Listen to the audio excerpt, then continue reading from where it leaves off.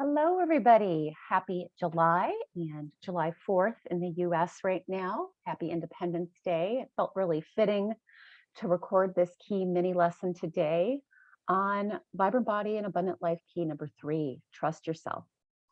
And I'm Tanya Penny. I'm an occupational therapist by degree, Vibrant Body and Abundant Life coach, and author of Connect with the Divine You book and journal. So, trusting yourself. So when I look at trusting myself, I actually look at two different pieces. So how much am I hearing my guidance? And then how much am I actually following it? And I just want to start by saying as well that we all get our guidance in different ways. Some of you might get your guidance from more from body feelings or sensations. Some of you might get it more from your emotions. Oftentimes I'll hear people say, I just feel it in my gut. So that, right, that's a feeling. You might get your guidance in dreams. You might get your guidance in terms, maybe you receive them with images or visions. So lots of different ways that we can receive our guidance. So first, I'm going to encourage you to rate now on a scale of 1 to 10, and this is the OT in me. How much do you feel that you're actually hearing your guidance? Again, I feel like there are two pieces to this key. So again, you're rating with compassion and curiosity. We can't change anything that we're not aware of. You're not using this number to beat yourself up, and don't let your perfectionist come in and say, oh, is that the right number? Just whatever number pops in. And then do that again with asking, how much am I following the guidance that I'm hearing? And whatever number pops in first, perfect, no right or wrong, and not using it to beat yourself up. So many of us, next I want to move into why might we not hear our guidance, or maybe we hear it, but we don't follow it. And why would that happen? And, in a nutshell, it's because of fear. And there's lots of different fears we might have given the negative experiences we had in childhood. Typically, that's where it starts. So maybe you were criticized when you expressed your truth, your guidance, or when you followed it. Maybe you were teased at school, embarrassed. Maybe you were punished in some other way. So typically, we turn down or off our guidance from even hearing it, much less following it, because we've had some kind of negative experience or trauma from the past. Maybe there was something you did and you felt like, you got a negative feedback from it, or a negative thing happened. And then you think, oh, I made a mistake. I can't trust my guidance.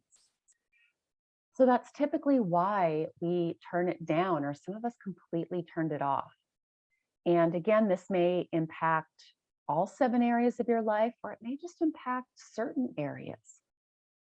Another way that I like to look at it is maybe you're really good at following your guidance or hearing your guidance and following it in like a work setting, but maybe in a personal setting, it's a little harder, or vice versa. So we're all going to be, just a little bit different with how this impacts us or affects us. So then the big question is, how do we turn it back on? Right? How do we turn it up or back on? And then how do we actually move through those fears and follow it? So tool number one, I'm gonna move into the tools. Tool number one is, like I said earlier, you first just want to be aware of it. So aware of, okay, where am I on the 1 to 10 scale? And if I didn't say it before, I usually say 10 is high. So, if you put a 9, that might mean for you, oh, 90% of the time I hear it and 90% of the time I follow it, versus a 1 or 2, which might be like 10 or 20% of the time. So awareness. So we get awareness through our numbers. And then I also invite you to use one of my tools called Write and Reflect. And, typically when we're working together in a deeper way, I'll give you lots of write and reflect questions. So today we want to look back, but we don't want to stare, and ask ourselves, what was that negative experience? or wound or trauma that might be keeping me stuck in this fear, this limiting belief that's impacting me today when it comes to hearing and following my guidance. So you can pause this if you want. You can close your eyes. You can, ask the question. Take as much time as you need, and see what comes in. Even that is receiving guidance, right? What happened to me growing up? So, for me, I'll just give you a few examples. Um, I was often criticized growing up for sharing or expressing my guidance or my truth. Um, and that might have looked like things that I felt like I was to do, my desires, things that I was guided to say or ask. People hated it that I asked a lot of questions growing up, which is essential for what I do now. But the adults in my life hated that, for whatever reason. And it doesn't even matter what the reason was. They just didn't like it. And I got criticized for that. I also was teased a lot at school for different things. And so I wanted to then hide those parts of me that I was teased for, right? So those are just a few, of my examples. And, as far as a mistake I might have made, um, I talked about this recently in a summit that I was date raped, and I went against myself and didn't tell anybody, and actually stayed with that guy for almost 4 years. Went against my guidance because I was afraid of getting in trouble. I was afraid no one believed me. He said no one would believe me. He would tell everyone I was a slut. You get the point, et cetera, et cetera. He told everyone then I'd be alone. So again, I shut down my guidance. I didn't say anything. And even though it felt bad in my body, I stayed for almost 4 years, right? So I could look back and say that's a mistake. But the truth is, everything happens on a soul or a spiritual level, everything happens for a reason. But that was, one of my experiences, negative traumas, experiences.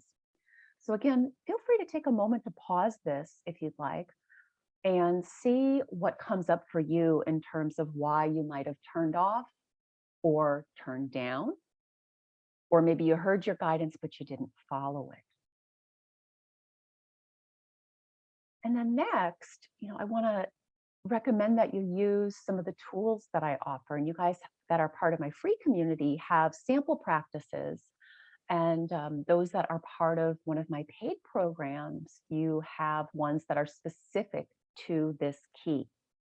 So the first tool is the guided therapeutic meditation practice. And for those of you that are new, this is a very relaxing. You can even fall asleep to it. You can listen to it in the morning, midday, after work, at night, as you fall asleep. You can drift off. You can lay down and listen to it. You don't have to sit in a normal meditation pose. So, whatever's comfortable for you. And this helps you to reprogram, right, that limiting belief or fear.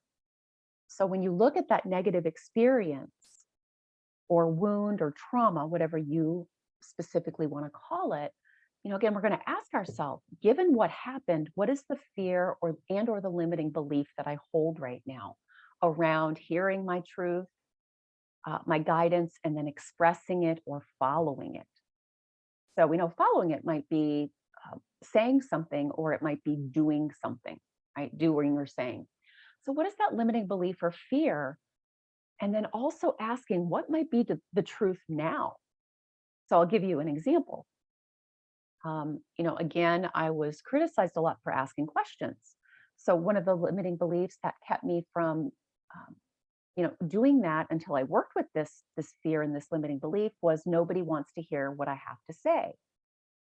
And the truth is now that there are people, it may not be the people I grew up with, but obviously people come and work with me because they want my guidance. They want to hear what I have to say.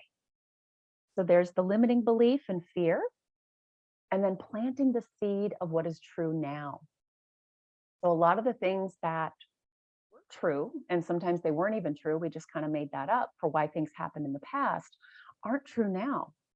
Maybe it caused conflict for you. So maybe, your limiting belief or fear is if I speak my truth or if I act on my guidance, I'm going to cause conflict, whatever that looks like. And then the truth might be, I can handle conflict now, right? I'm capable as an adult. As a child, maybe not, but now I am capable. Okay, so those are just a few examples, and there's going to be millions of examples.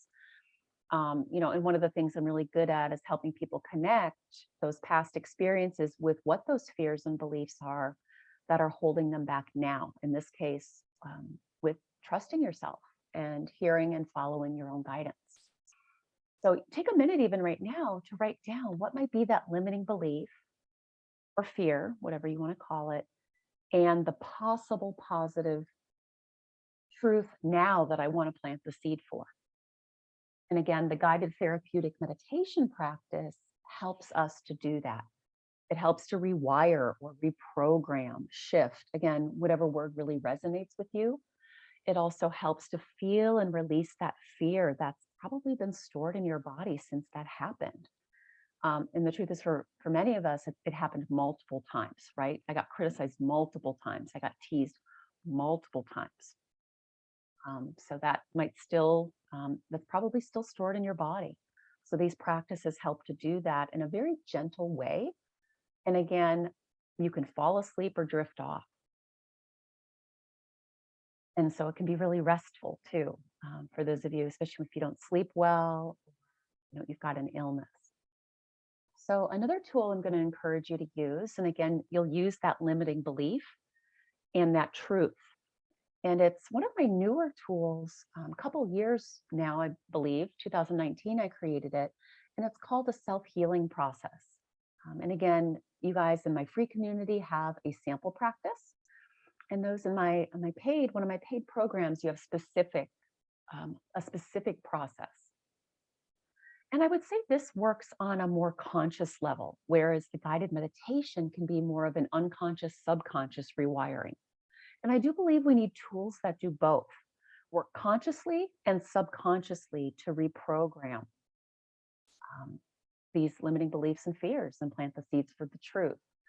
And the self-healing process really helps you to step in and practice being that unconditionally loving parent to yourself, which many of us didn't get, and our parents, again, we're not blaming, they did the best that they could, right, with the tools that they had. And now we're seeking and receiving new tools and more wisdom around this. So those are both that you can work with and try to do that, right? To heal that wound, that trauma, that past negative experience that's keeping you from fully hearing and then following your guidance. And then if you want to go deeper into that, there's several ways you can work with me to do that.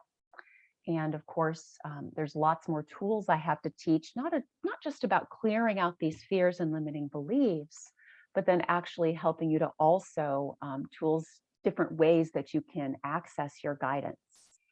Again, I wasn't taught that growing up. So these are tools I still use today to help myself as well. So if you're interested in that, you can join me for the Trust Yourself Key program. That's 1 month, 1 key. Or you can join me for 3 months, 3 keys in the self-love and trust journey. And, the truth is our self-love and worth also impacts our ability to receive and follow our guidance. And then we've got all 10 keys in the Vibrant Body and Abundant Life program, if you're interested in that. So I wish you lots of love and courage, and of course, loads of compassion. We're not using any of this information to beat ourselves up. This is something that pretty much everyone on the planet struggles with, whether they're aware of it or not. So compassion, patience, support, and tools are what is needed in order to, in this case, this key, to trust yourself, to both fully hear and fully follow your guidance. All right. Happy 4th, happy July, and I hope to see you soon in some of the live classes this month. Bye.